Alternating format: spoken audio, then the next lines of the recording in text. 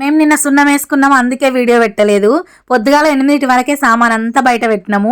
రోజు వేడి ఆడి ఉంటాయి కాబట్టి ఏం అనిపించదు, కానీ బయట పెడితే ఓ లారడు వెళ్తాయి కావచ్చు. ఇక్కడ మా అశ్వత్ నేను దులుపుతా అని ఏడ్చి దస్తీలన్నీ బందోబస్తు గట్టుకొచ్చుకుండు. అని దులుపుడు చూడు ఎట్లుందో, కింద ఆడి తిరుగుతుండు, పైన కట్టెని దింపుతాడు. అద్దరా ఒక ఆడ కూర్చోర్రా అంటే ఎందుకు కూర్చుంటారు, ఒక 5 నిమిషాలు దులిపి వామ్మో అతను కాదని ఆడ వారేసిపోయిండు. ఈయన ఏమనత్తది, నా ముఖం మీదనే దులుపుతున్నావు గడిదిక్కువో అంటే నిజంగానే ముఖానికి వేసి కొట్టిండు.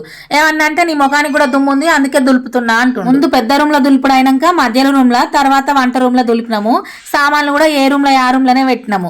సున్నమేసుడు, సామాన్లు తీసుడు, ఇల్లు దులుపుడు అంత ఇబ్బంది అనిపించేది, కానీ మళ్ళా తీసిన సామాన్లు ఏడి ఆడబెట్టుడు అంటే దుఃఖం వస్తుంది. దులిపినాక ఇల్లంతా దుమ్ము దుమారం అయింది. నిన్న ఆదివారం కాబట్టి మా పిల్లలు కూడా మస్తు హెల్ప్ చేసిర్రు. ఎంత హెల్ప్ చేస్తారో అంత ఉరించుకుంటారు కూడా. అన్ని రూమ్లు దులుపుడు అయిపోయినాక మస్తు చెత్త దుమ్ము వెళ్ళింది. ఒక్కసారి ఉడితే దుమ్ము పోదు, 3-4 సార్లు గట్టి ఊడవాలి. ఊడ్చినాక చెత్త అంతా బయట పెట్టిన తర్వాత సున్నమేసుడే. బంగ్లాలో గింత దుమ్ము రాదు, ఒక్కసారి కలర్ వేసినామంటే కొన్నేళ్లు పొద్దు పోతుంది. ఈ మట్టిండ్లకు మాత్రం ఏడాదికోసారి సున్నం ఎత్తనే ఓ తీరుకు కనబడతాయి. సున్నమేస ఒక రోజు ముందు మస్తు భయపడతా, అమ్మో ఇవన్నీ ఎట్లా తీసుడు, ఎట్లా చదురుడు, ఎట్లా పని చేసుకునుడు అని. వేసే రోజు ఏ ఆలోచన లేకుండా పని చేసుకుంటూనే ఉంటాము. సున్నమేసిన తెల్లారి కడుగుడు, తోముడు, తుడుసుడు ఇవే ఉంటాయి ఒక వారం రోజుల దాకా. ఏదోటి చదురుతూనే ఉంటాము. మనం ఎంత రందిపడ్డా ఏ రోజు ఏ పని కావాలో ఆ పని అయితేనే ఉంటది, కానీ ముందే టెన్షన్ పడతా ఉంటాము. నేనే అంతనా, మీరు కూడా ఇంతేనా? కామెంట్ చేయరి.